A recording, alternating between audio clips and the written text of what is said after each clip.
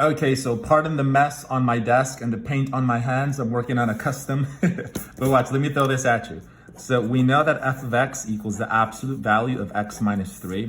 We want to discuss the derivative. I recommend that we take a look at the graph of f, not the derivative. Forget about calculus. Just think of algebra for now. So this absolute value, it's a function, and the graph of it is like a v, and the vertex is at 3, 0. It's always hk, where it's the opposite of that number, and then the number on the outside, which is 0. So if you go to 1, 2, 3, 0, that is the vertex. And remember that absolute values, they look like a v, where you have a ray and you have another ray. And this has a slope of 1. So what you would do from here is you'd go up 1 over 1. And that ray goes like this. Up 1 over 1 the other way. So this is the graph of that. This is f of x. But you know what you can do? You can actually look at f of x in a different way. You can look at it as a piecewise defined function, where you split it here at the corner, where you look like that, and then you look like this. So this is the positive version. Excusez-moi. This is the positive version. And the positive version of this would just be x minus 3.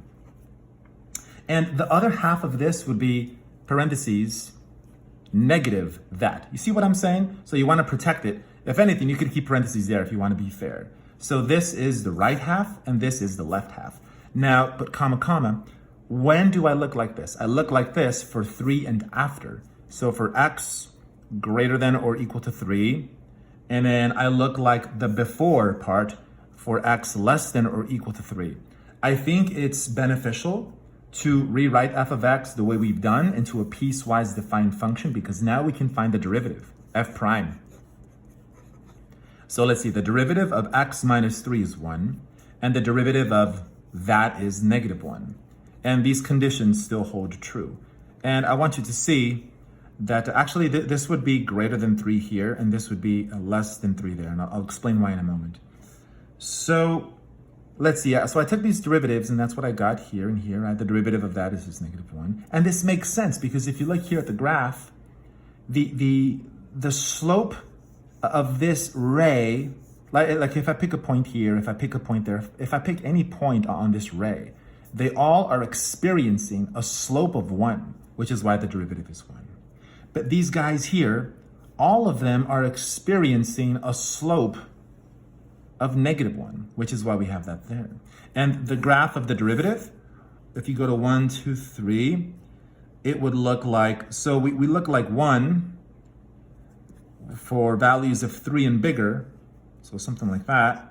And then we look like negative 1 for values of smaller than 3, so something like this.